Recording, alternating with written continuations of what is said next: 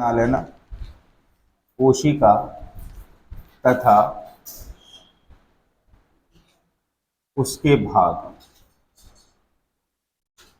कोशिका तथा उसके भाग। कोशिका जो है, कल अपन ने पढ़ा था, ये तीन भागों में विभाजित होती है। कोशिका भित्ति, जीव द्रव्य और रिक्तिकाएं। कौन कौन से तीन भाग हो गए?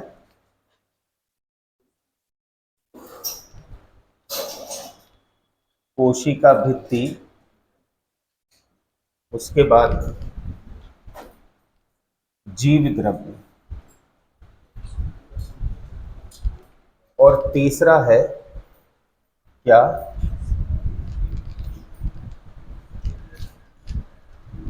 रिक्तिकाएं। कोशिका भित्ति, जीव द्रव्य और रिक्तिकाएं। कोशिका भित्ति को ही बोलते हैं हम क्या? Cell wall. जीव द्रव्य प्रोटोप्लाज्म, और रिक्तिकाएं वैक्यूल्स। ठीक है।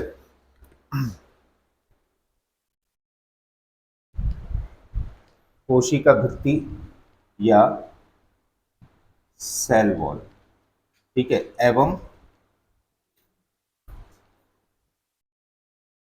Plasma membrane.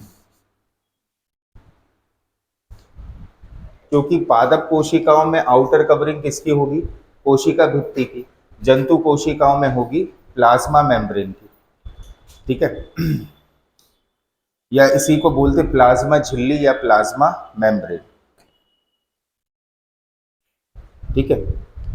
जो जीव द्रव्य या प्रोटोप्लाज्म होता है, ये किस में विभाजित है? ये भी दो चीजों में विभाजित है। कौन कौन सी? और जीव द्रव्य किस में विभाजित है? कोशिका द्रव्य अर्थात साइटोप्लाज्म, और केंद्रक द्रव्य अर्थात न्यूक्लियोप्लाज्म।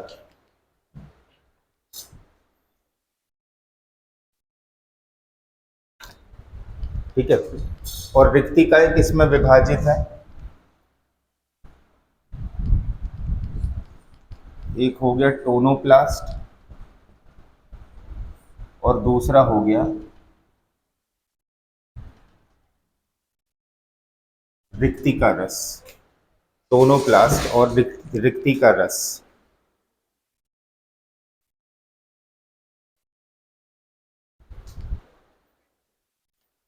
ठीक है। अब ये जो कोशिका द्रव्य है, कोशिका द्रव्य को फिर से हम दो पार्ट्स में तोड़ते हैं। एक होता है उपापचय सक्रिय कोशिकांग या मेटाबॉलिकली एक्टिव सेल ऑर्गेनेल्स। ठीक है। जबकि दूसरा भाग होता है उपापचयी अक्रिय कोशिकांग। उपापचयी अक्रिय मतलब जो मेटाबॉलिकली इनएक्टिव होते हैं। ठीक है, वो कोशिका।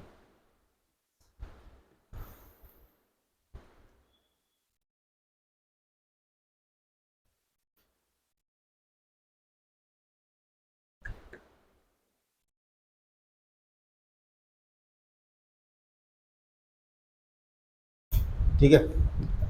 और केंद्रक द्रव्य किसमें विभाजित होता है?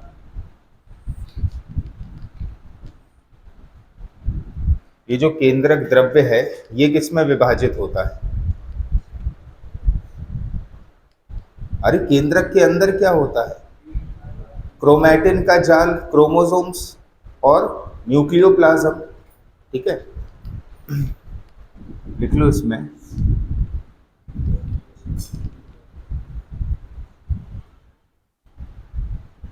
क्रोमैटिन लिखना है इसको। क्रोमैटिन और केंद्रक द्रव्य वही न्यूक्लियोप्लाज्म। क्रोमैटिन और न्यूक्लियोप्लाज्म वही लिक्विड जो केंद्रक के अंदर होती है।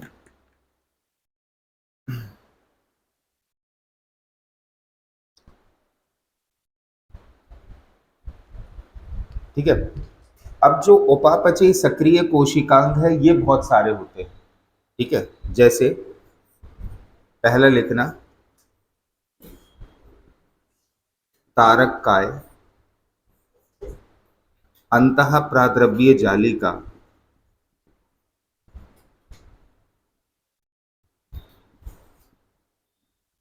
इसी को कहा जाता है क्या, एंडोप्लाज्मिक रेटिकुलम। अंतः प्राद्रव्य जालिका, तारक काय को इंग्लिश में बोलते हैं सेंट्रोजोम, अंतः प्राद्रव्य जालिका एंडोप्लाज्मिक रेटिकुलम। फिर है गोल्जी काय या डिक्टियोजोम्स, गोल्जी काय या डिक्टियोजोम्स। फिर है लाइजोजोम्स, लाइजोजोम्स। उसके बाद होता है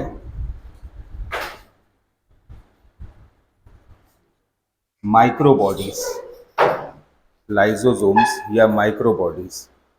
और माइक्रोबॉडीज पुनः तीन प्रकार के होते हैं। पहला है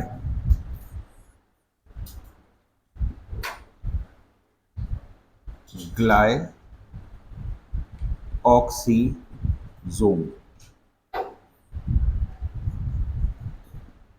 पहला है कौन सा, ग्लाइऑक्सीजोम। दूसरा पैरोक्सीजोम,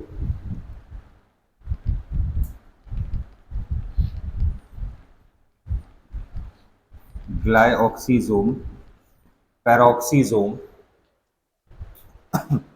और स्फेरोसोम।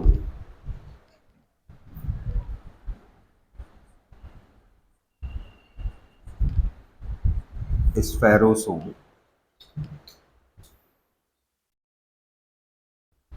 ठीक है। इसके बाद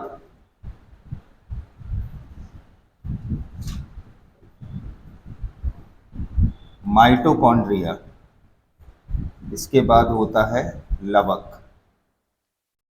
माइटोकॉन्ड्रिया फिर लवक। ठीक है, लवक भी तीन प्रकार के होते हैं,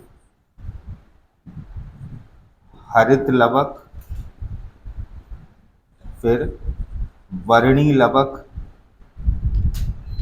फिर अवर्णी लवक। हरित लवक, वर्णी लवक और अवर्णी लवक।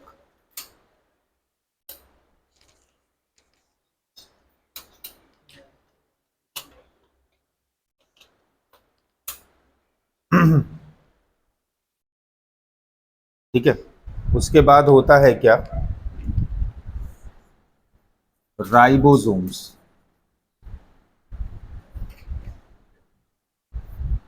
इसके बाद क्या होता है, राइबोसोम्स।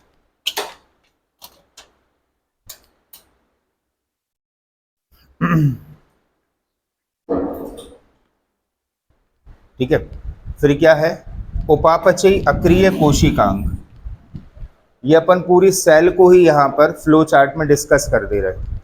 ठीक है, एक पार्ट तो हो गया कौन सा, उपापचयी सक्रिय कोशिकांग, और दूसरा पार्ट हो गया उपापचयी अक्रिय कोशिकांग। मतलब ये मेटाबॉलिज्म में पार्टिसिपेट नहीं करते। ये जितने भी कोशिकांग अपन ने लिखे हैं ये सारे के सारे कोशिकांग पार्टिसिपेट करेंगे किसमें, सेल के मेटाबॉलिज्म में, जबकि ये सेल के मेटाबॉलिज्म में पार्टिसिपेट नहीं करते। अब इसमें कौन सी कैटेगरी आ जाएगी, इनके भी तीन पार्ट्स हो जाएंगे। कौन कौन से, संचित खाद्य पदार्थ पहला, इसको तीन पार्ट्स कर लेते हैं। पहली कैटेगरी है संचित खाद्य पदार्थ। ठीक है। संचित खाद्य पदार्थों में बेसिकली क्या आ जाता है? कार्बोहाइड्रेट्स, वसा, जो कोशिका में संचित हो जाते हैं ना खाद्य पदार्थ के रूप में, वो कार्बोहाइड्रेट्स,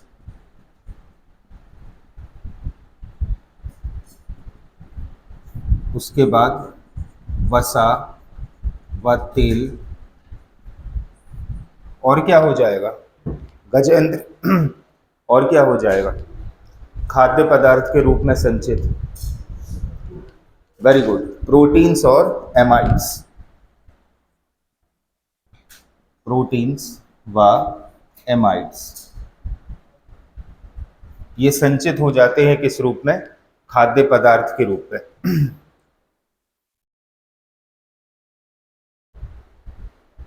ठीक है। इसके बाद जो दूसरी कैटेगरी होती है वो होती है स्त्रावी पदार्थों की।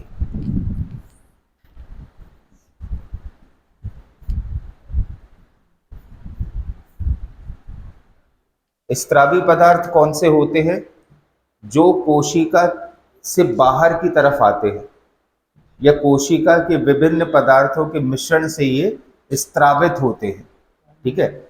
जैसे कोशिका को रंग देने वाले पदार्थ। ठीक है। जैसे रंग देने वाले पदार्थ, फिर एक को बोलते हैं अपन विकर, एक को बोलते हैं मकरंद। रंग देने वाले पदार्थ विकर और मकरंद। रंग देने वाले पदार्थ विकर और मकरंद। ठीक है। इसके बाद जो तीसरी कैटेगरी होती है वो होती है उत्सर्जित पदार्थों की। उत्सर्जित पदार्थ मीन्स जो कोशिका से बाहर की तरफ उत्सर्जित होते हैं। ठीक है। जैसे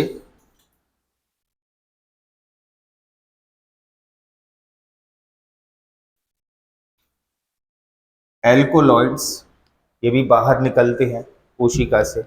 एल्कोलॉइड्स, सुगंधित तेल, एल्कोलॉइड्स, सुगंधित तेल,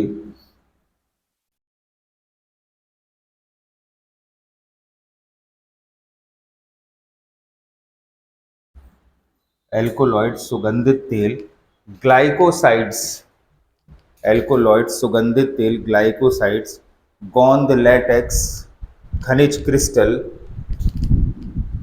गोंद, लैटेक्स, उसके बाद खनिज क्रिस्टल।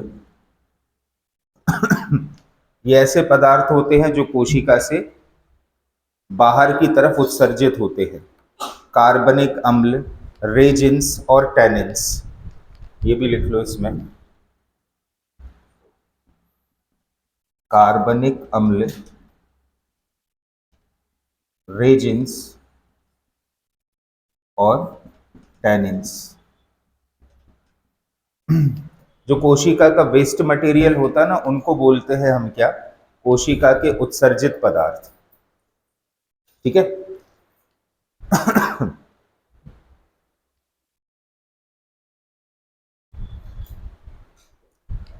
यही है पूरा कोशिका और उसके विभिन्न भाग। ठीक है। ध्यान से देखो, पूरी की पूरी कोशिका विभाजित है 3 क्षेत्रों में।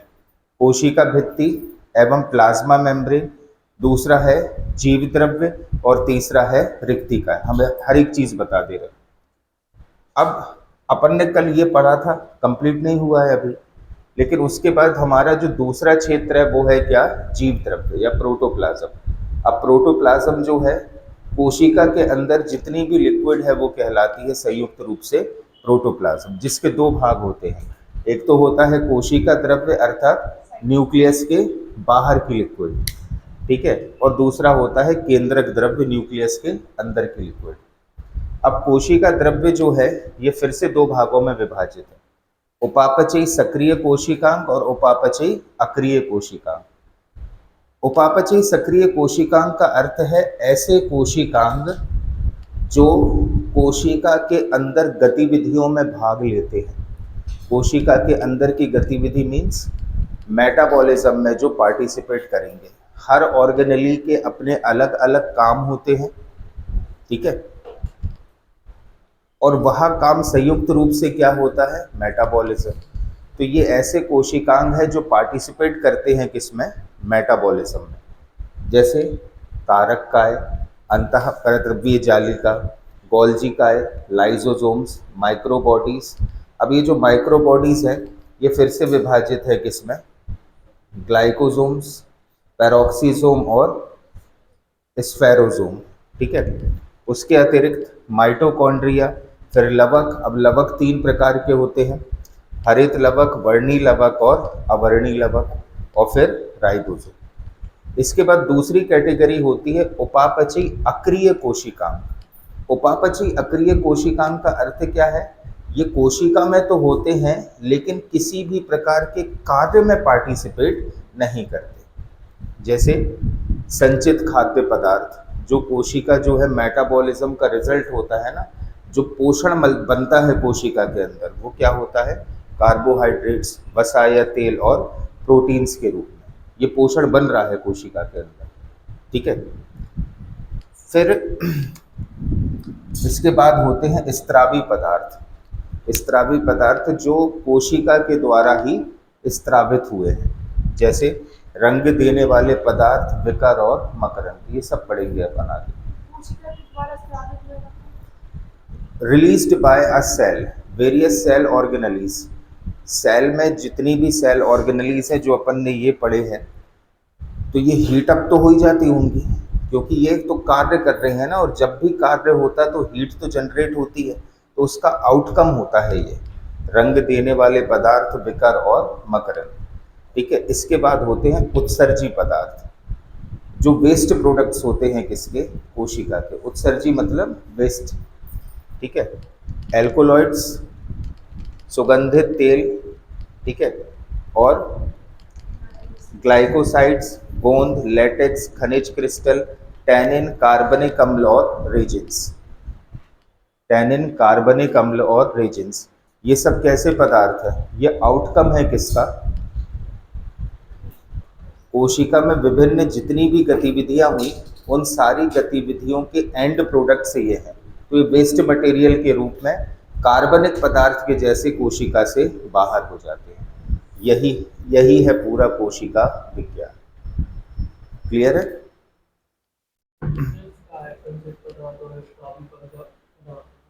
संचित पदार्थ कोशिका के अंदर होते हैं, ठीक है। स्त्रावी पदार्थ भी कोशिका के अंदर होते हैं, लेकिन किसी न किसी सेल ऑर्गेनली के द्वारा रिलीज होते हैं। वेस्ट है, बिल्कुल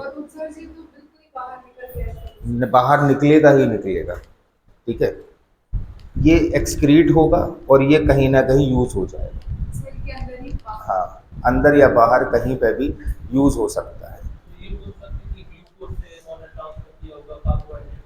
वो तो मेटाबॉलिज्म है ही, ठीक है। जो ग्लूकोज को इंटेक करके ये सारी प्रोसेस हो रही है। ग्लूकोज इंटेक किया जाएगा, माइटोकॉन्ड्रिया उसे एटीपी में कन्वर्ट करेगा, ये मेटाबॉलिज्म है। और इस मेटाबॉलिज्म के कारण इतने सारे प्रोडक्ट्स स्त्रावित होते हैं और उत्सर्जित होते हैं। स्त्रावित होने का मतलब क्या है, किसी सेल ऑर्गेनली के द्वारा वो स्त्रावित हुआ होगा, किसी सेल ऑर्गेनली के द्वारा वो बनाया गया होगा, ठीक है। लेकिन वो कोशिका में ही रहकर कभी ना कभी यूज हो जाएगा। और उत्सर्जी पदार्थ भी वैसे ही बने हैं, लेकिन कोशिका उन्हें बाहर कर देगी, वो वेस्ट प्रोडक्ट है। ये वेस्ट प्रोडक्ट रहेंगे टोटल, लेकिन इनका कहीं ना कहीं यूज हो जाएगा। क्लियर है? आगे चलें, चलो। अब एक बार ध्यान से रीड कर लो सेल वॉल को, कल पढ़ा था अपन ने, रीड कर लो उसके लिए।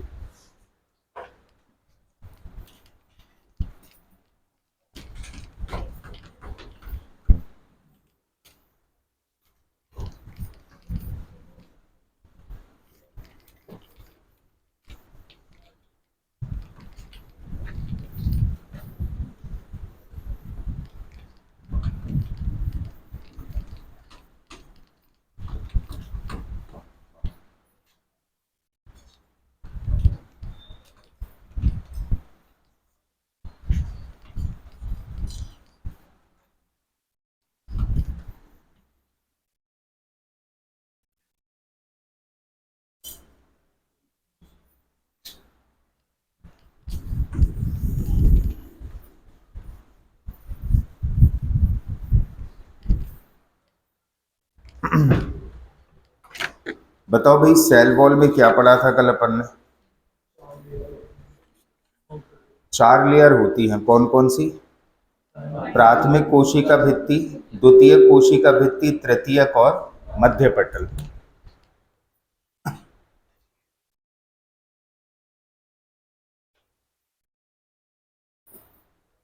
प्राथमिक कोशिका भित्ति, फिर द्वितीय कोशिका भित्ति, फिर तृतीय कोशिका भित्ति और मध्य पटल।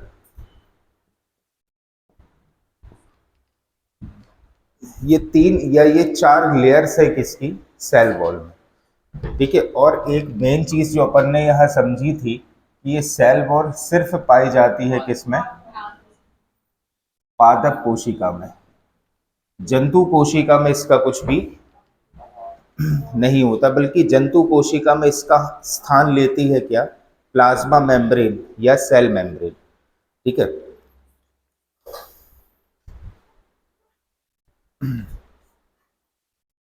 नेक्स्ट पॉइंट बनाकर लिखना। कोशिका की सबसे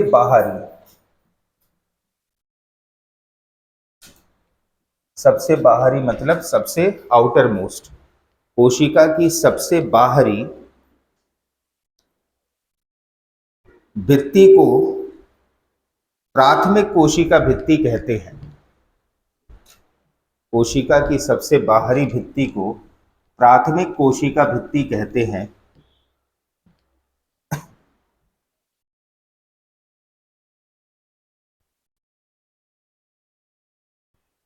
ठीक है, इसमें लिखना सभी कोशिका भित्तियों में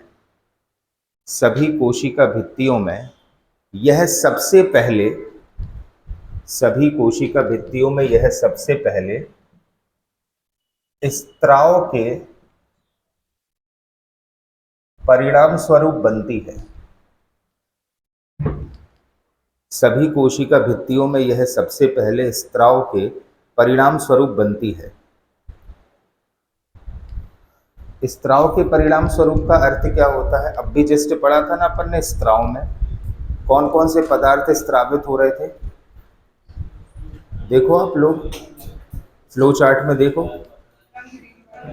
रंग देने वाले पदार्थ विकर और मकरंद। तो ये पदार्थ जो स्त्रावित हो रहे हैं, ये बना रहे हैं किसे? कोशिका भित्ति के लिए।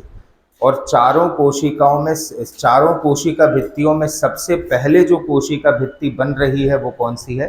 प्राथमिक कोशिका भित्ति। और किसके कारण बनती है ये? स्त्राव के। इसमें लिखना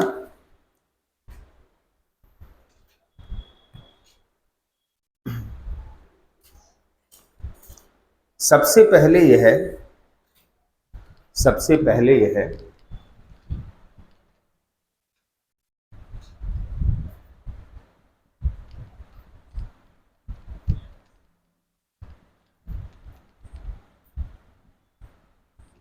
सबसे पहले यह विभाज्योतिकी कोशिका अर्थात मैरिस्मेटिक सेल्स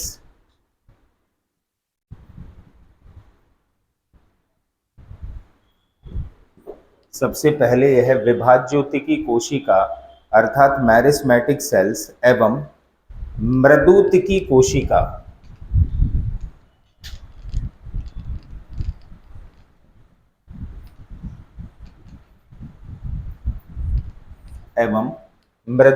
कोशिका अर्थात पैरेन्काइमेटस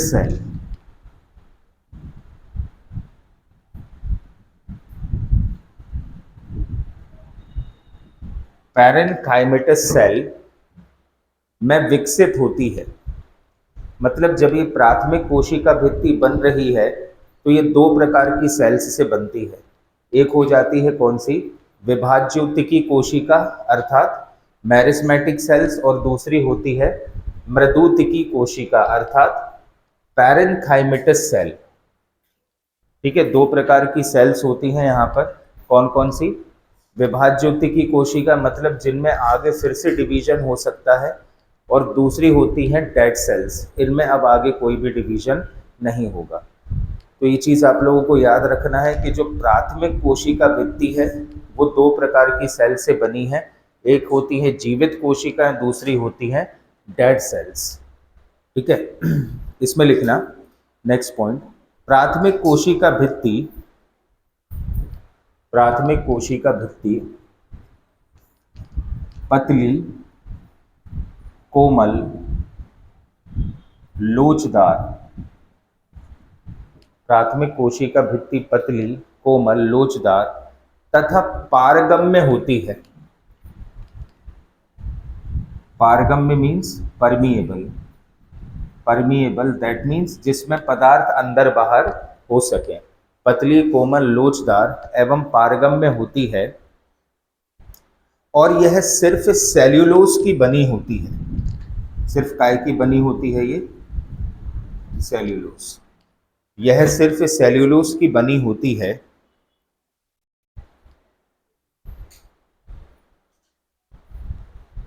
परंतु परंतु बहुत से कवक एवं यीस्ट में यह काइटिन की बनी होती है। बहुत से कवक एवं यीस्ट में यह काइटिन की बनी होती है। पादपों में तो काय की बनी होती है ये, सेल्यूलोज की, लेकिन कवक, कवक मीन्स फंगस, और यीस्ट में ये बनी होती है काय की? काइटिन की।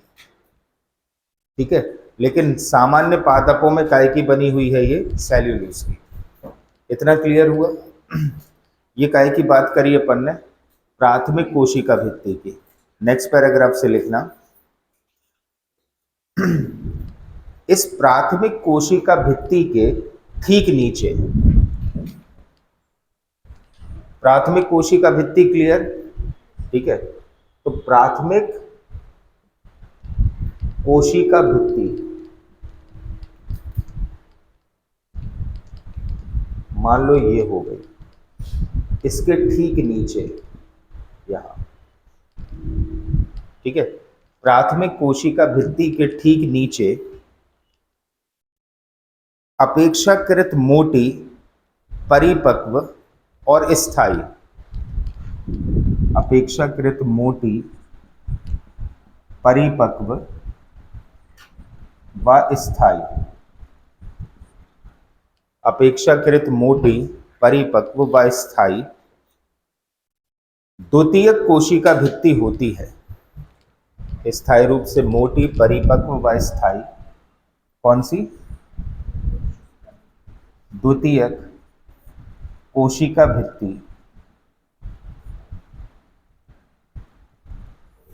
द्वितीयक कोशिका भित्ति होती है। यह सेल्यूलोज, पैक्टिन और लिग्निन, यह सेल्यूलोज, पैक्टिन व लिग्निन, यह सेल्यूलोज, पैक्टिन एवं लिग्निन की बनी होती है। काय की बनी है ये? सेल्यूलोज, पैक्टिन और लिग्निन की बनी है, जबकि प्राथमिक कोशिका भित्ति बनी है सिर्फ सेल्यूलोज की, और द्वितीय कोशिका भित्ति सेल्यूलोज, पैक्टिन और लिग्निन की बनी होती है। नेक्स्ट पैराग्राफ से लिखना, कभी कभी कुछ कोशिकाओं में, कभी कभी कुछ कोशिकाओं में, जैसे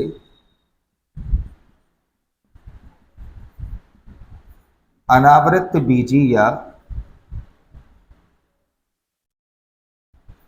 जिम्नोस्पर्म्स, कभी कभी कुछ कोशिकाओं में जैसे अनावृत बीजी या जिम्नोस्पर्म्स, जो पौधे होते हैं, अनावृत बीजी मतलब जिसमें बीज नहीं होते, अनावृत बीजी या जिम्नोस्पर्म्स पौधे में द्वितीयक कोशिका भित्ति के नीचे तृतीयक कोशिका भित्ति भी होती है। द्वितीयक के नीचे कौन सी होती है? तृतीयक।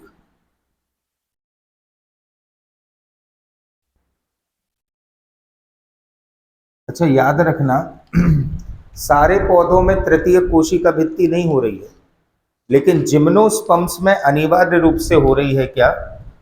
तृतीयक कोशिका भित्ति। हाँ, अनिवार्य रूप से हो रही है उसमें क्या? तृतीयक कोशिका भित्ति। इसमें लिखना यह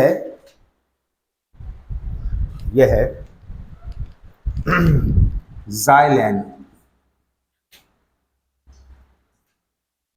यह जाइलेन नामक पदार्थ की बनी होती है। कौन से पदार्थ की बनी है? ये जाइलेन नामक पदार्थ की बनी होती है। जाइलेन नामक पदार्थ की बनी होती है। कौन सी? तृतीयक कोशिका भित्ति। ठीक है, सारे पादपों में आपको मिलेगी क्या? प्राथमिक कोशिका भित्ति। और प्राथमिक कोशिका भित्ति सिर्फ बनी है किसकी? सेल्यूलोज की। इसके बाद कुछ पादप ऐसे होते हैं जिनमें द्वितीय कोशिका भित्ति भी होती है। ठीक है, द्वितीय कोशिका भित्ति आमतौर पर मोटी, परिपक्व और स्थायी होती है। ये सेल्यूलोज, पैक्टिन और लिग्निन की बनी होती है। ठीक है, जबकि जिम्नोस्पर्म्स जो पौधे होते हैं जिनको कहा जाता है अनावृत बीजी पौधे, ठीक है, इनमें पाई जाती है तृतीय कोशिका भित्ति। और ये जो तृतीय कोशिका भित्ति है वो जाइलिन की बनी होती है। क्लियर है? सारे पादपों में आपको नहीं मिलेगी तृतीय कोशिका भित्ति, लेकिन अनावृत बीजी पादपों में आपको मिलती है। इतना क्लियर? ठीक है, अब चौथा अध्याय क्या था? मध्य पटल। ठीक है, तो पैराग्राफ बदलकर आप लोग लिखना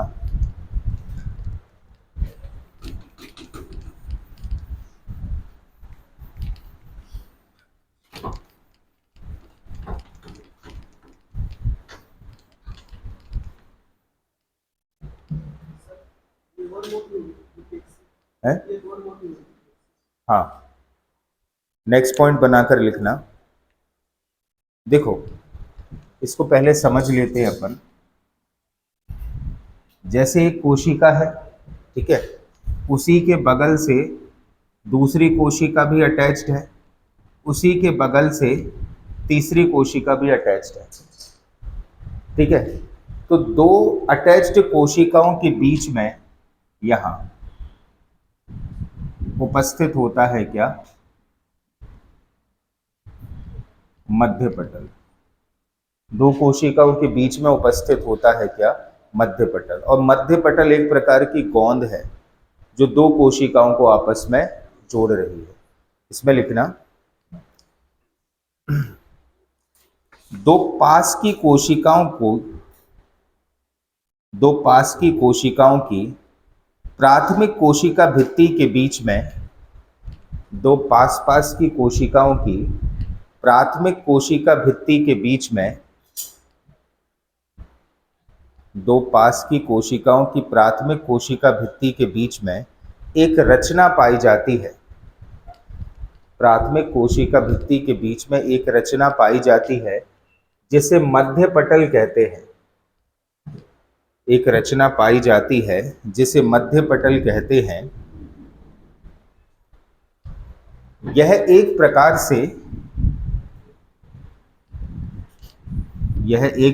से सीमेंट का कार्य करती है।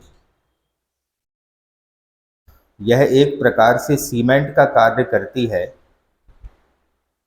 क्योंकि इसका कार्य दो कोशिकाओं को जोड़ना होता है।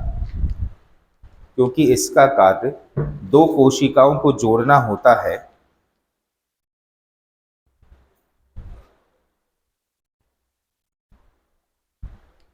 दो कोशिकाओं को जोड़ना होता है। ठीक है, अब ध्यान देना बात पर हमारी। जब भी किसी कोशिका भित्ति का विकास होता है, सेल की आउटर मोस्ट कवरिंग क्या है? कोशिका भित्ति। तो जब भी किसी कोशिका भित्ति का विकास होता है तो उस समय सबसे पहले बनता है मध्य पटल, फिर विकसित होती है क्या? कोशिका भित्ति। तो इसमें लिखना कोशिका भित्ति के विकास के समय पहले मध्य पटल निर्मित होता है। कोशिका भित्ति के विकास के समय पहले मध्य पटल निर्मित होता है।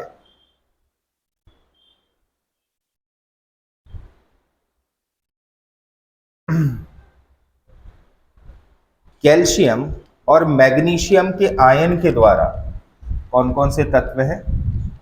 कैल्शियम और मैग्नीशियम के आयंस के द्वारा, कैल्शियम व मैग्नीशियम के आयंस के द्वारा इसकी रचना होती है।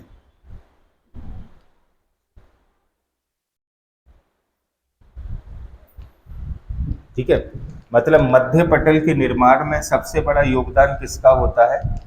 कैल्शियम और मैग्नीशियम आयंस का सबसे अधिक योगदान होता है। इसमें लिखना, जब कोशिकाएं परिपक्व होती हैं, परिपक्व मतलब जब ये पूरे तरीके से विकसित हो जाए, जब कोशिकाएं परिपक्व होती हैं तब मध्य पटल घुल जाता है। परिपक्व होती हैं तब मध्य पटल घुल जाता है। मध्य पटल घुल जाता है जिससे कोशिकाएं ढीली हो जाती हैं। मध्य पटल घुल जाता है जिससे कोशिकाएं ढीली हो जाती हैं। मध्य पटल घुल जाएगा तो कोशिकाएं कैसी हो जाएंगी? ढीली। इसलिए आप लोगों ने अक्सर देखा होगा कि जो कच्चे फल होते हैं, ठीक है, वो कड़क होते हैं, जबकि वो फल पक जाए तो फिर वो मुलायम हो जाता। कच्चे आम और पके आम में ही देख लो, होता है ऐसा कि नहीं? कच्चा आम कड़क होता है जबकि पका आम सॉफ्ट होता है। ठीक है, क्यों होता है ऐसा? क्योंकि ये जो कहना चाहिए मध्य पटल है, जब वो आम कच्चा है तो उसकी कोशिकाएं परिपक्व अवस्था में नहीं आई, अर्थात मध्य पटल वहां उपस्थित है। और जैसे जैसे वो कोशिका परिपक्व होती जाती है तो मध्य पटल घुल जाता है। और मध्य पटल के घुलने का परिणाम क्या होता है? कि फल जो है मुलायम हो जाते हैं काफ़ी और खाने में स्वादिष्ट हो जाते हैं, तो उसको हम बोलते हैं कि फल पक जाते हैं। ठीक है, तो लिख लो ये वाला पॉइंट उसमें।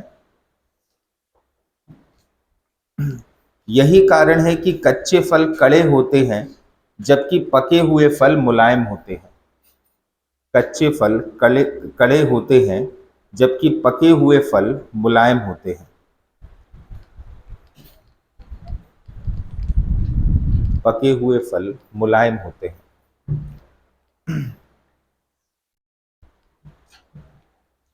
ठीक है, कच्चे फल में क्या होता है?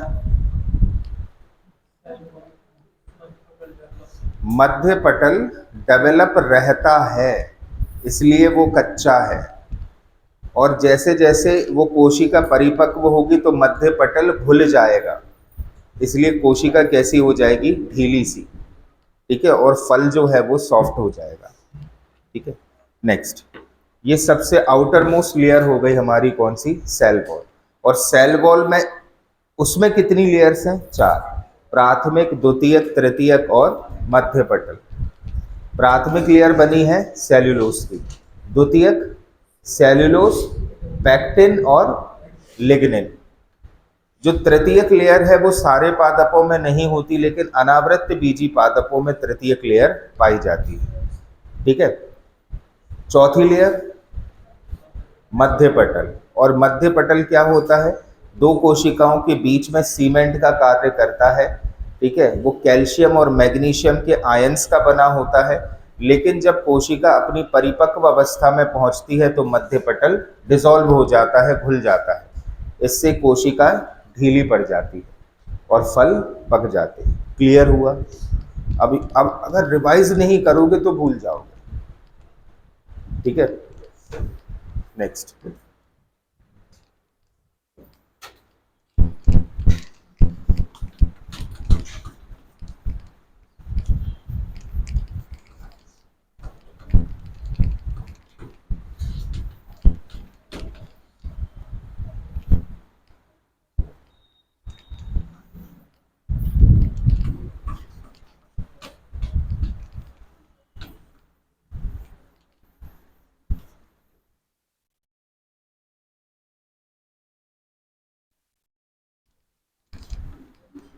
चलो,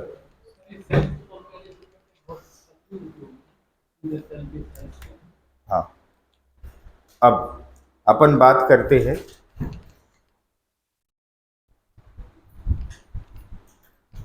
जैसे मान लो ये लेयर हो गई क्या, सेल वॉल या कोशिका भित्ति। ठीक है, इसके अंदर की जो लेयर है ये वाली, ये होती है क्या, प्लाज्मा मेम्ब्रेन या प्लाज्मा भित्ति। जो जंतुओं की कोशिका की सबसे बाहरी लेयर होती है, लेकिन पादपों की कोशिका में कोशिका भित्ति के अंदर होती है। एक सब हेडिंग डालना, प्लाज्मा झिल्ली या प्लाज्मा मेम्ब्रेन।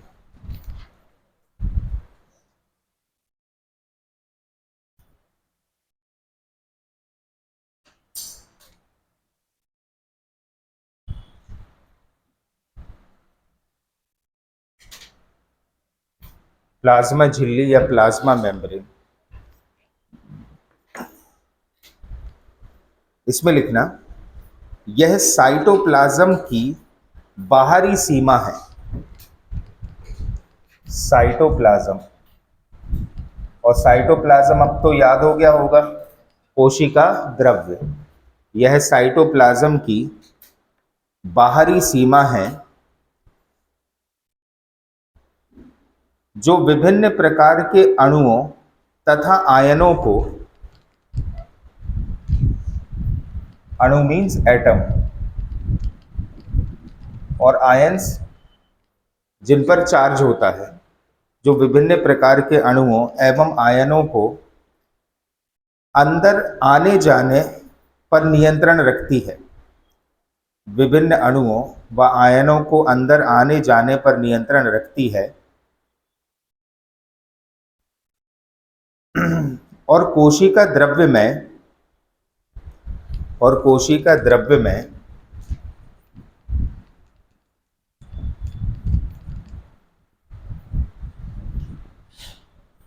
कोशिका द्रव्य में आयनों की सांद्रता, कोशिका द्रव्य में आयनों की सांद्रता में अंतर बनाए रखने की मदद करती है। आयनों की सांद्रता में अंतर बनाए रखने की मदद करती है।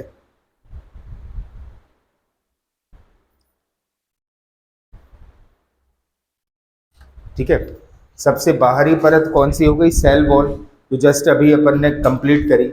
इसके अंदर की परत कौन सी है, प्लाज्मा मेम्ब्रेन। प्लाज्मा मेम्ब्रेन का मुख्य कार्य क्या है, एटम्स और आयंस को अंदर बाहर होने में नियंत्रण रखती है। और इससे क्या होता है, अंदर जो लिक्विड भरी हुई है ना, जीव द्रव्य या साइटोप्लाज्म, साइटोप्लाज्म की सांद्रता या आयंस की कंसंट्रेशन को मेंटेन करके रखती है किसमें, साइटोप्लाज्म में। ये मुख्य कार्य होता है किसका, प्लाज्मा मेम्ब्रेन का। इसमें लिखना, इस प्लाज्मा झिल्ली को ही, इस प्लाज्मा झिल्ली को ही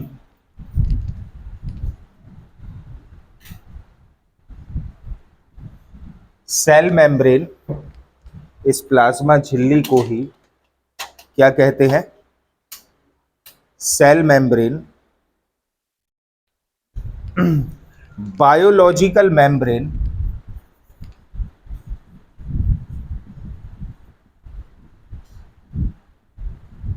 और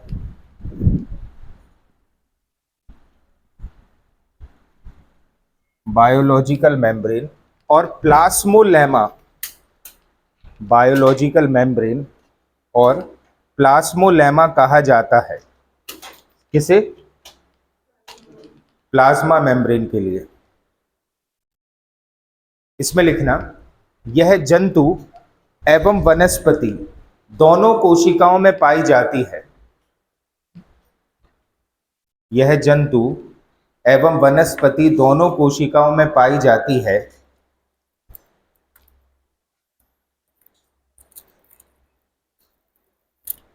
ठीक है, मतलब ये जो आपका प्लाज्मा मेम्ब्रेन है वो पादपों में भी होता है और जंतुओं में भी।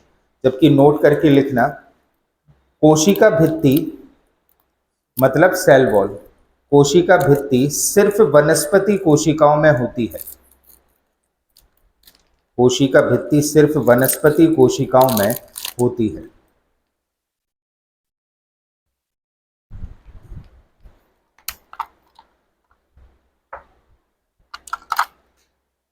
इसमें लिखना, प्लाज्मा झिल्ली जंतु कोशिकाओं की सबसे बाहरी परत है, क्योंकि सेल वॉल तो होती नहीं है जंतु कोशिकाओं में। प्लाज्मा झिल्ली जंतु कोशिकाओं की सबसे बाहरी परत है, जबकि वनस्पति कोशिकाओं की यह दूसरी परत होती है। वनस्पति कोशिकाओं की यह दूसरी परत होती है। वनस्पति कोशिकाओं की यह दूसरी परत होती है।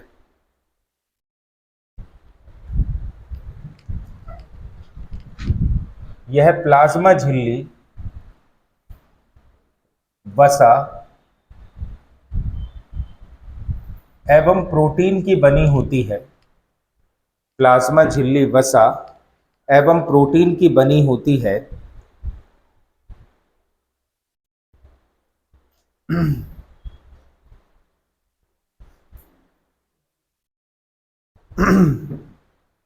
किसी सेल के अंदर प्लाज्मा झिल्ली बहुत सारी क्रियाओं को संपादित करने में मदद करती है।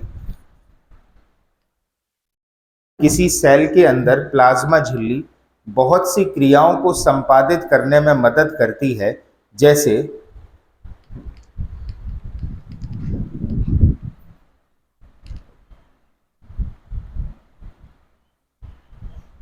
सबसे पहली क्रिया है कौन सी? पारगम्यता। ठीक है, पारगम्यता को ही हम इंग्लिश में बोलते हैं क्या? परमिएबिलिटी। ठीक है, क्या होती है पारगम्यता? जो भी पदार्थ हैं जैसे अणु हो गए या फिर आयंस हो गए, उनको अंदर बाहर करने में मदद कर रही है। दूसरी है परासरण।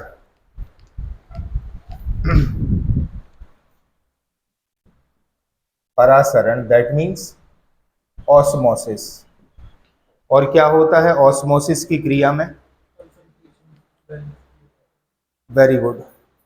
जो अपन ने पढ़ा ना अभी, साइटोप्लाज्म के अंदर जो आयंस का कंसंट्रेशन है उसको बैलेंस किया जाता है। कैसे? कि उनका एक निर्धारित कंसंट्रेशन बना रहे, ऐसा ना हो कि कोई पदार्थ बहुत ज्यादा हो जाए तो कोई पदार्थ बहुत ज्यादा कम हो जाए। ठीक है, उस चीज को कहा जाता है क्या? परासरण या ऑस्मोसिस। नेक्स्ट है विसरण। ठीक है, दूसरी क्रिया है कौन सी? विसरण या डिफ्यूजन। ठीक है, जो जरूरी पदार्थ है उन्हीं को प्रवेश दिलाना, बाकी अन्य पदार्थों को उत्सर्जित कर देना। तो ये क्रिया भी किसके द्वारा हो रही है? सेल वॉल के द्वारा। ठीक है, उसके बाद सक्रिय आवागमन। सक्रिय आवागमन या एक्टिव ट्रांसपोर्टेशन। सक्रिय आवागमन या एक्टिव ट्रांसपोर्टेशन।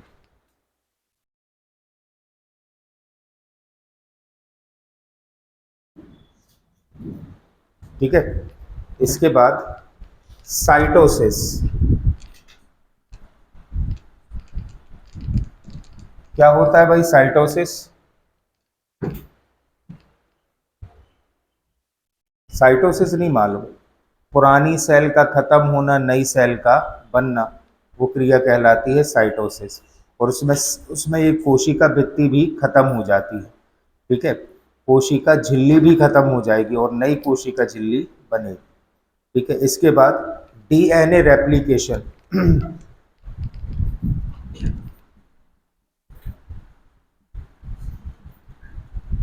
डीएनए रेप्लिकेशन, ये क्रिया होगी उस समय जब सेल मल्टीप्लाई होंगी। माइटोसिस मियोसिस अपन पढ़ेंगे, उस समय ये क्रिया होगी। लेकिन इनमें अहम भूमिका में कौन है? प्लाज्मा झिल्ली या सेल मेम्ब्रेन। तो सेल मेम्ब्रेन अकेला इतने सारे कार्यों को संपादित कर रहा है। आ रही है बात समझ में? नेक्स्ट, दो अध्याय हमारे कंप्लीट हुए। एक कंप्लीट हुआ कोशिका भित्ति और कोशिका झिल्ली, ठीक है, सेल वॉल और सेल मेम्ब्रेन, ठीक है। अब फ्लो चार्ट देखो आप लोग। फ्लो चार्ट में अपन ने साथ में लिखा है सेल वॉल और सेल मेम्ब्रेन। अब फ्लो चार्ट में दूसरा अध्याय कौन सा है? जीव द्रव्य। जीव द्रव्य मीन्स प्रोटोप्लाज्म। हेडिंग डालो, जीव द्रव्य या प्रोटोप्लाज्म।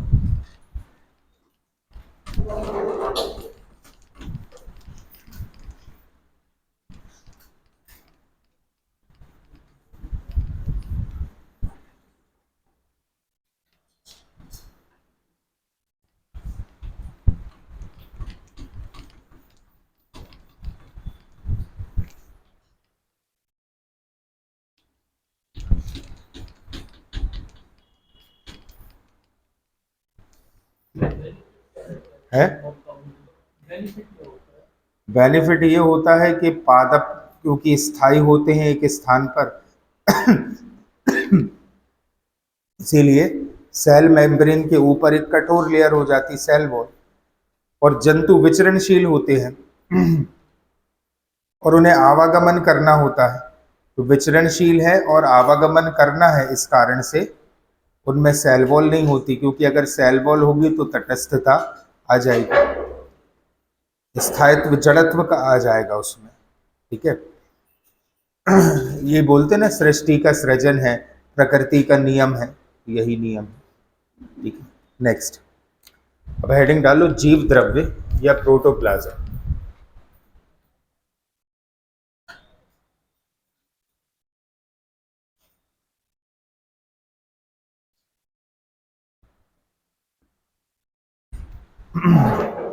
जीव द्रव्य या प्रोटोप्लाज्म, बताओ भाई कैसे डिफाइन करोगे आप जीव द्रव्य को? इसमें लिखना कोशिका के अंदर के संपूर्ण पदार्थ को कोशिका के अंदर के संपूर्ण पदार्थ,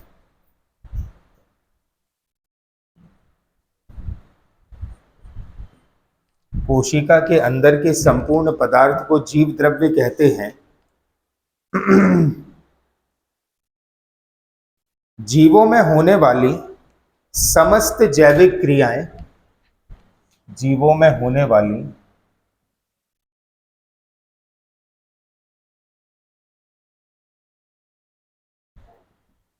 समस्त जैविक क्रियाएं इस जीव द्रव्य में ही संपन्न होती हैं। जीवों में होने वाली समस्त जैविक क्रियाएं इस जीव द्रव्य में ही संपन्न होती हैं। इसीलिए जीव द्रव्य को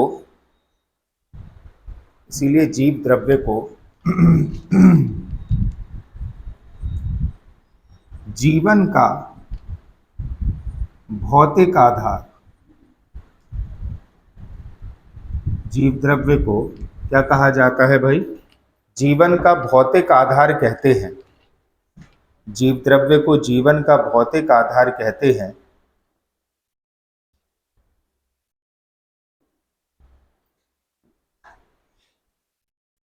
सर्वप्रथम वैज्ञानिक पुरकिंजे ने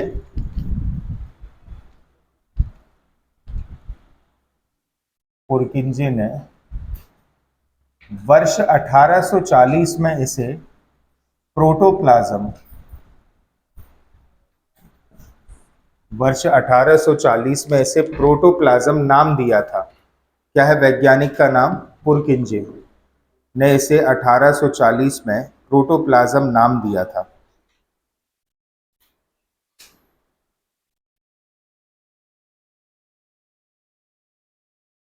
ठीक है, अब सबसे पहले पॉइंट बनाकर लिखना,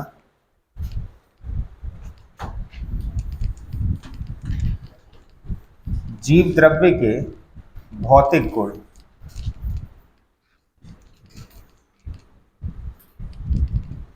भौतिक गुण या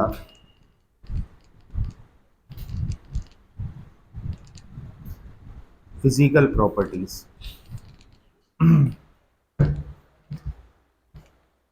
दूसरा भाग है इसका क्या, रासायनिक गुण। लेकिन सबसे पहले हम पढ़ेंगे क्या,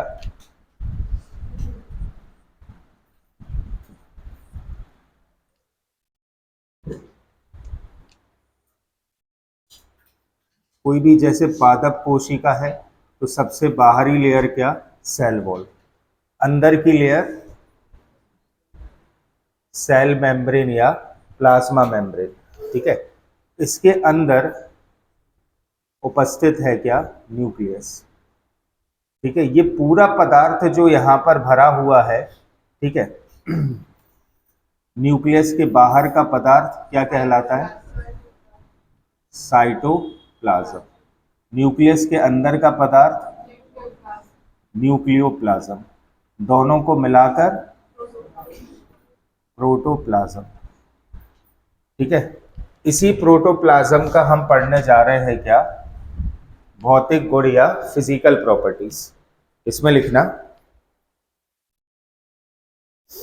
जीव द्रव्य, जीव द्रव्य रंगहीन, अर्ध पारदर्शक तथा अर्ध तरल।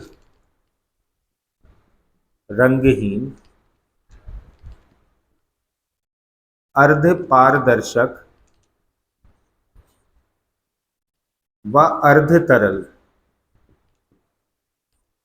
रंगहीन, अर्ध पारदर्शक, अर्ध तरल होता है, जिसमें 60 से 80% सिर्फ जल होता है। 60 से 80% तो सिर्फ जल होता है। एवं कार्बनिक व अकार्बनिक पदार्थ घुले होते हैं।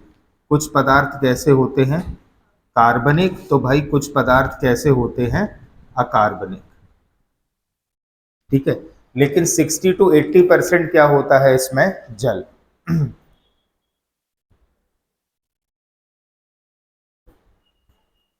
जीव द्रव्य में घुले अनेक पदार्थ जैसे शक्कर, नमक एवं खनिज लवण। जीव द्रव्य में घुलित अन्य पदार्थ जैसे शक्कर, लवण व खनिज नमक आयन व अणु के रूप में रहते हैं। आयन व अणु के रूप में रहते हैं। किस रूप में होते हैं ये, आयन्स व अणु के रूप में होते हैं। ठीक है, और इस प्रकार का घोल देखो, जिसमें जल है, ठीक है, कार्बनिक पदार्थ है, अकार्बनिक पदार्थ है, और शक्कर, नमक व खनिज लवण के आयन है व अणु है। इस प्रकार का जो घोल होता है उसको कहा जाता है क्रिस्टलीय घोल।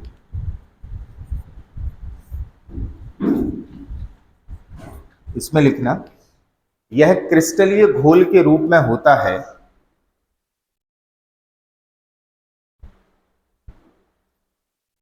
जीव द्रव्य में घुले हुए अनेक कार्बनिक पदार्थ जैसे प्रोटीन और वसा, ये सब क्या है, कार्बनिक पदार्थ। जीव द्रव्य में घुले अनेक कार्बनिक पदार्थ जैसे प्रोटीन, वसा के अणु बड़े होते हैं, बड़े होते हैं और इन्हें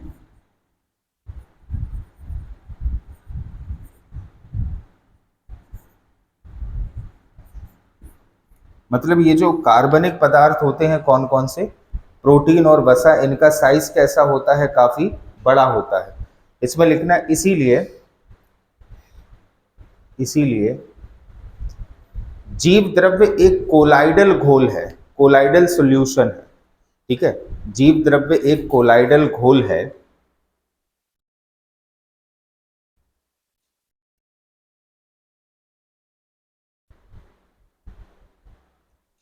अतः जीव द्रव्य क्रिस्टलों का कोलाइडल घोल है, ऐसा लिख लो।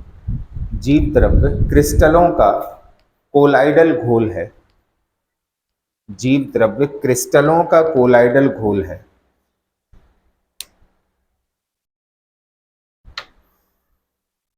क्लियर है? तो इसको आप है ना कोई भी लिक्विड नहीं बोल सकते हो। जैसे हम भौतिक गुण देखें जीव द्रव्य का, तो भौतिक गुण किस प्रकार का है? एक कोलाइडल घोल है। और इस कोलाइडल घोल में क्या क्या चीजें शामिल हैं? देखो, सबसे पहले अगर भौतिक गुण देखें तो भौतिक गुण कैसा है? रंगहीन है, अर्ध पारदर्शक है और अर्ध तरल है। मतलब पूरी तरीके से ये लिक्विड भी नहीं है। 60 to 80% क्या है इसमें? वाटर, ठीक है। इसके बाद कार्बनिक व अकार्बनिक पदार्थ उसमें बहुत सारे घुले हुए हैं। शक्कर, नमक, खनिज लवण ये आयन व अणु के रूप में होते हैं, इसलिए सेमी लिक्विड है, क्योंकि जल है और जल के साथ सॉलिड पदार्थ भी हैं इसमें, ठीक है। प्रोटीन और वसा भी घुला हुआ है, तो ये क्या है? एक प्रकार का कोलाइडल घोल है या कोलाइडी क्रिस्टल इसमें पाया जाता है। आ रही है बात समझ में? तो एक कॉन्सेप्ट बना आपका कि नहीं बना, कि जो जीव द्रव्य है, जीव द्रव्य में अंदर क्या है? लिक्विड नहीं है। क्या है वो? एक कोलाइडल घोल है, गाढ़ा गाढ़ा सा पदार्थ है, ठीक है। अब रासायनिक गुण देखो इसके। अभी तो अपन ने खत्म किया क्या? भौतिक गुण। अब जरा इसके रासायनिक गुण पर फोकस करें। अर्ध पारदर्शी मतलब क्लियर नहीं है, कि आप है ना इस तरफ से उस तरफ नहीं देख सकते, ट्रांसपेरेंट नहीं है। जैसे जो जीव द्रव्य है अर्ध पारदर्शक है, मतलब क्योंकि ये कण के रूप में है ना ये पदार्थ। अगर ये पदार्थ भी लिक्विड के रूप में होते तो वो पारदर्शक हो जाता, लेकिन ये पदार्थ किस रूप में है? कण के रूप में है, इसलिए वो कोलाइड बना है। और कोलाइड तो कैसे होते हैं? अर्ध पारदर्शक, ठीक है? हाँ, मिनरल सॉल्ट। नेक्स्ट पॉइंट बनाकर लिखना, रासायनिक गुण। रासायनिक गुण, ये वाला पॉइंट इसमें लिखना, जीव द्रव्य, जीव द्रव्य एक जटिल मिश्रण है, एक जटिल मिश्रण है जिसमें लगभग 30 तत्व पाए जाते हैं। जटिल मिश्रण है जिसमें लगभग 30 तत्व पाए जाते हैं। Oxygen, carbon, hydrogen, nitrogen, oxygen,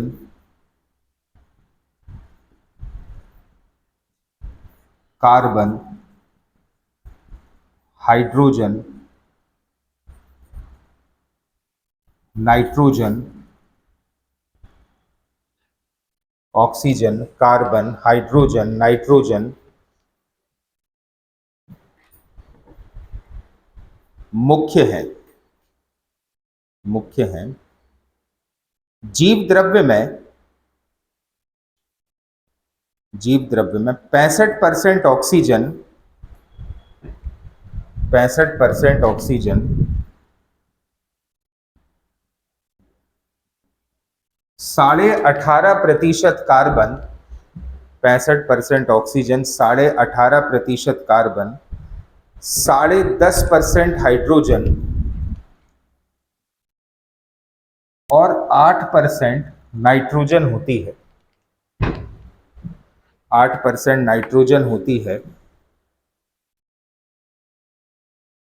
इसके अतिरिक्त सोडियम, पोटेशियम, कैल्शियम, लोहा, सोडियम, पोटेशियम, कैल्शियम, लोहा सूक्ष्म मात्रा में पाए जाते हैं। सोडियम, पोटेशियम, कैल्शियम, लोहा सूक्ष्म मात्रा में पाए जाते हैं।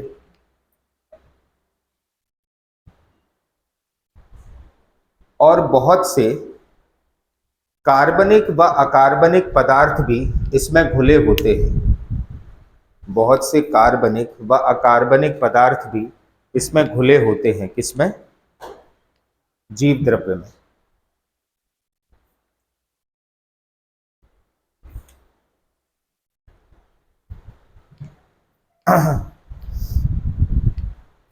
कार्बनिक व अकार्बनिक पदार्थ भी इसमें घुले होते हैं।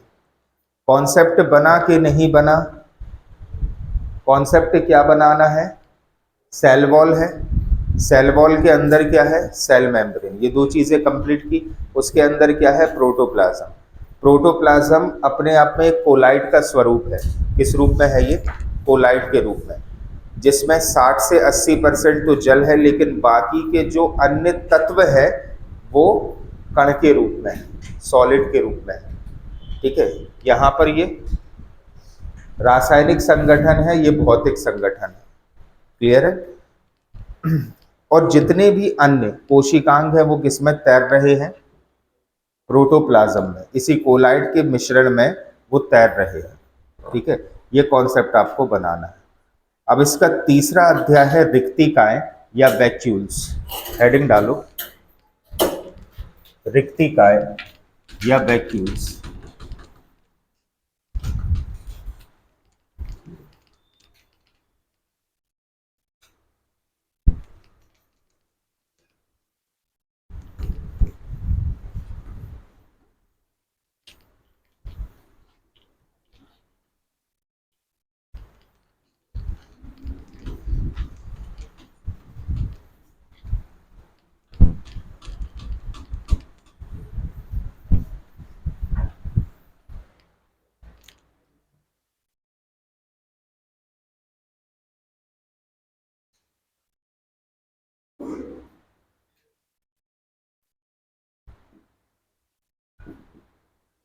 रिक्तिकाएं या वैक्यूल्स। ठीक है, अगर रिक्तिकाओं की बात करें तो ये रिक्तिकाएं भी सिर्फ किसमें है? पादप कोशिकाओं में। इसमें लिखना, ये पादप कोशिकाओं में पाई जाती हैं।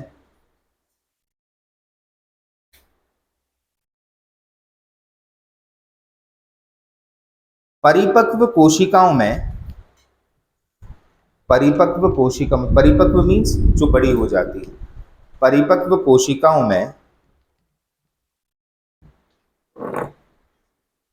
इनका आकार बड़ा हो जाता है और संख्या कम हो जाती है।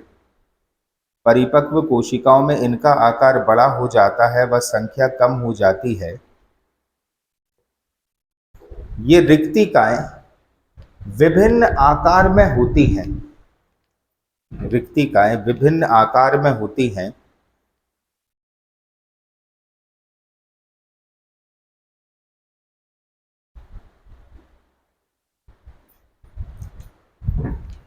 जैसे फॉर एन एग्जाम्पल, ये हो गई सेल वॉल, और ये जल्दी जल्दी बताते जाओ, सेल मेम्ब्रेन। ये हो गई क्या? एक रिक्तिका। ठीक है, जब कोशिका छोटी होती है तो रिक्तिकाओं की संख्या अधिक होती है और आकार छोटा होता है। जब कोशिका बड़ी हो जाती है तो रिक्तिकाओं का आकार बड़ा हो जाता है और उसकी संख्या कम हो जाती है। इसमें लिखना, रिक्तिका के चारों ओर कोशिका द्रव्य की एक पतली परत होती है। रिक्तिका के चारों ओर कोशिका द्रव्य की एक पतली परत होती है।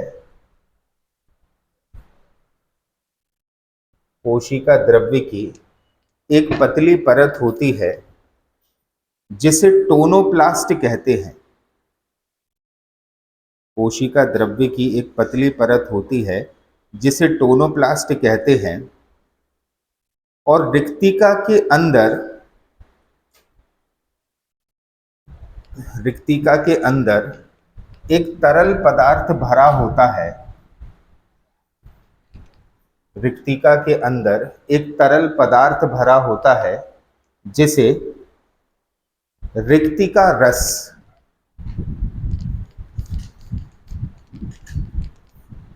रिक्तिका रस या क्या बोलते हैं इसे? रिक्तिका रस, या और क्या बोलते हैं? वैक्यूलर सैप, जिसे रिक्ति का रस या वैक्यूलर सैप कहा जाता है, जिसे रिक्ति का रस या वैक्यूलर सैप कहते हैं,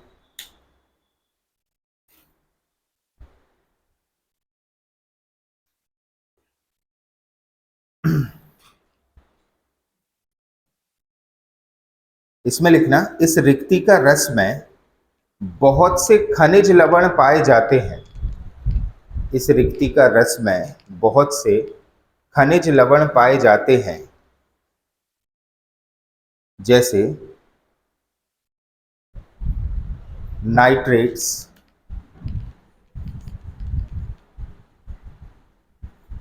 chlorides, phosphates, nitrates, chlorides, phosphate, amino acids आदि। Nitrates, chlorides, phosphates, amino acids, nitrates, chlorides, phosphates, amino acids आदि, ये सब क्या है? विभिन्न खनिज लवण हैं जो पाए जाते हैं किसमें? रिक्तिकाओं में। जो रिक्तिका के अंदर रस भरा होता है उसमें पाए जाते हैं। इसमें लिखना,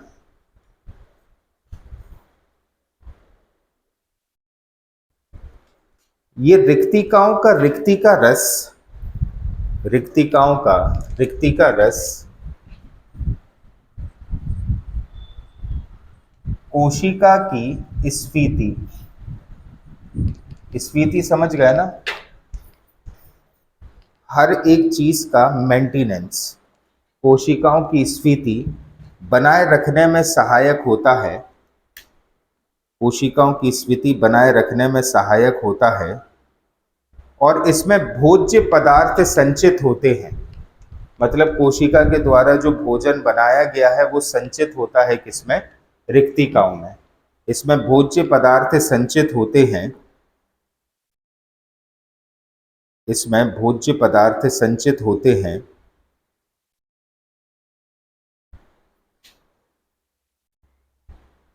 पुष्प एवं फलों में, पुष्प एवं फलों में इन रिक्तिकाओं में, पुष्प एवं फलों में इन रिक्तिकाओं में